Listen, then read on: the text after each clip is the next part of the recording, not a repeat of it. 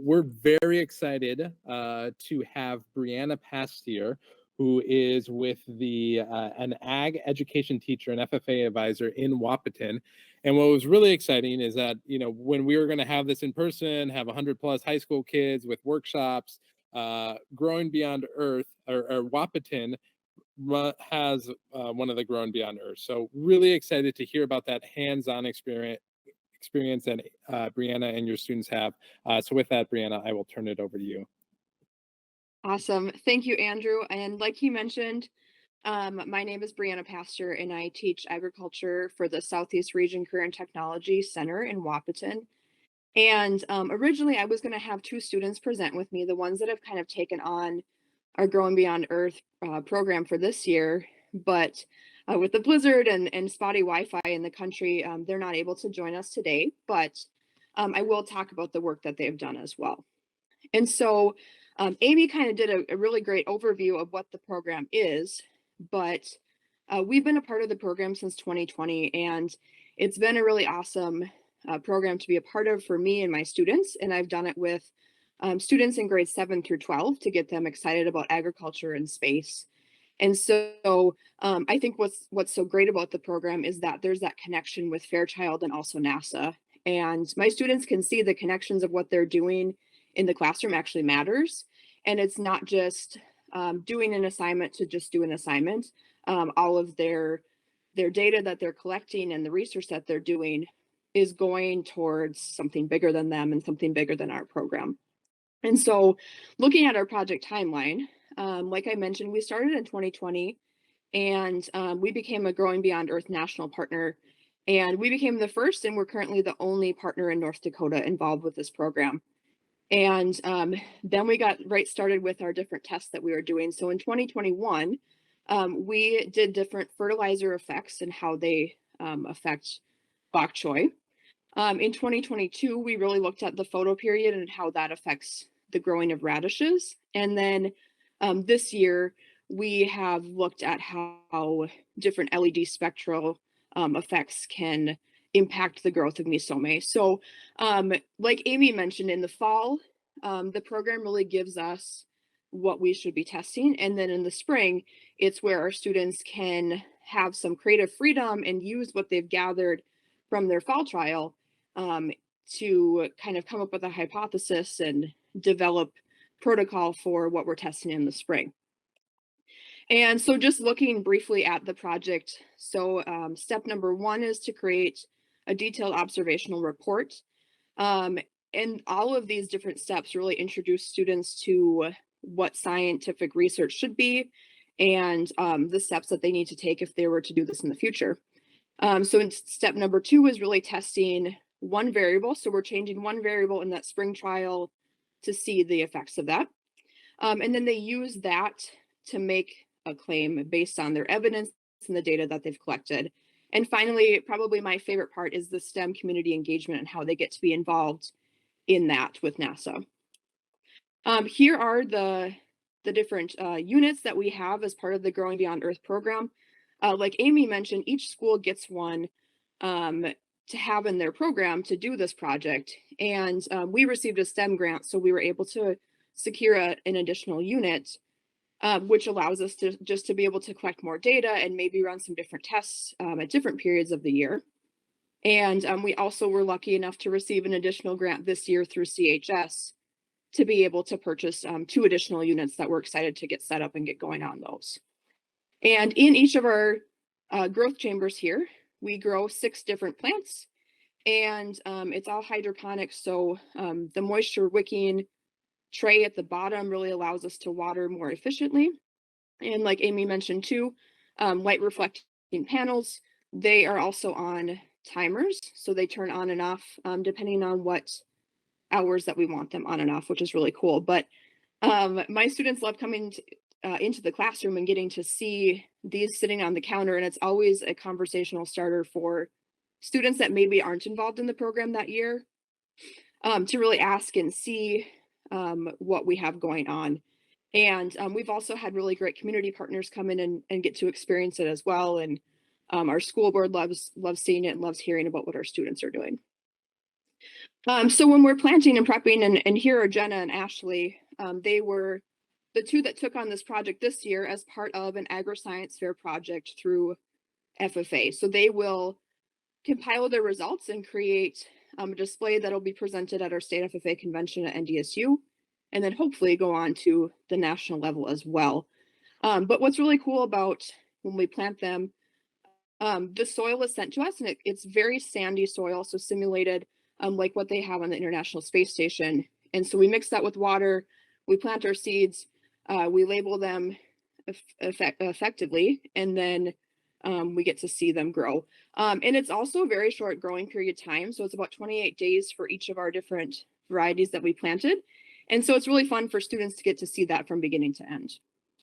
So like I mentioned already, the different crops that we've been able to grow through this Growing Beyond Earth program are bok choy, red lettuce, radishes, and then this year with misome. And it's been really fun because a lot of the stuff that we're growing is not necessarily what students have tried before. So at the end, they get to taste some new things. They get to research about why might we be growing those.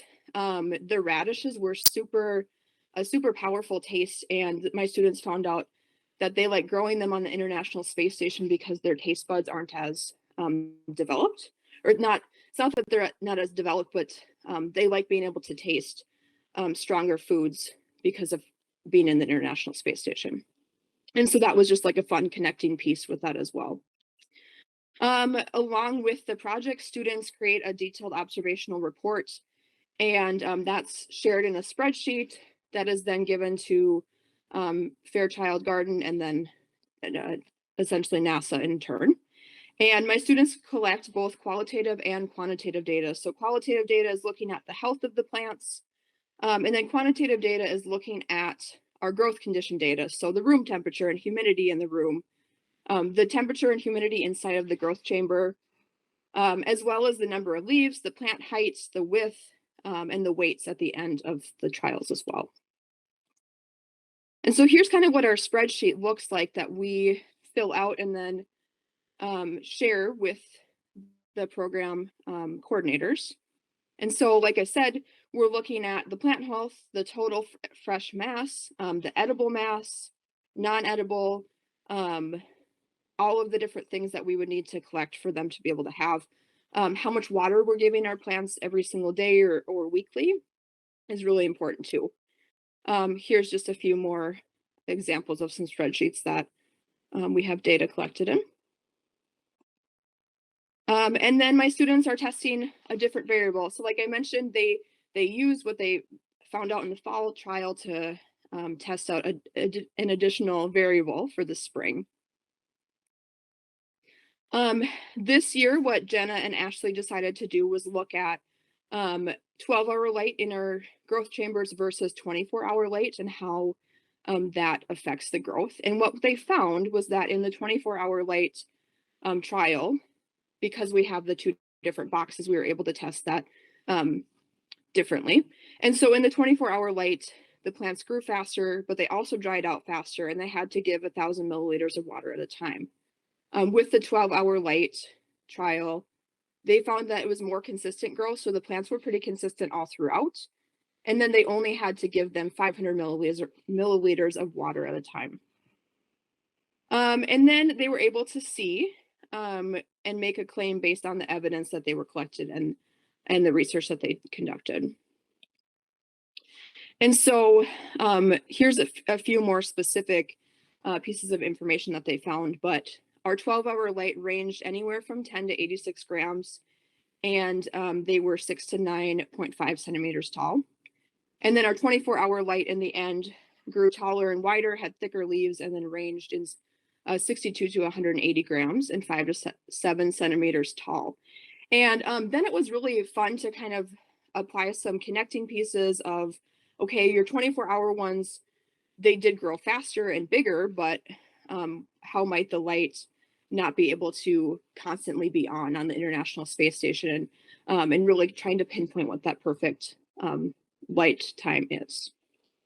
Like I mentioned at the beginning, the STEM community connections were really fun for us. So they do monthly webinars with NASA scientists, and that's really fun for students to get to have that connection with them and get to know them and ask questions. And then in 2021, we had a production crew come out with National FFA to highlight our project that we were doing and really talk about how technology in agriculture has really advanced and how we're being a part of that. And my students got to be a part of that and get interviewed for the video. Just kind of wrapping up here because I am running out of time, but with our project impact, we've had about 400 students impacted by the project so far and looking forward to having even more impact in the future. But my biggest or favorite part about this program is that it really allows students to see the future and to start thinking about careers that they would maybe want to go into, and also think about the careers that don't even exist yet that we have to prepare students for in their futures. And I really think the Growing Beyond Earth program does a great job of connecting the future and science and agriculture all into one piece.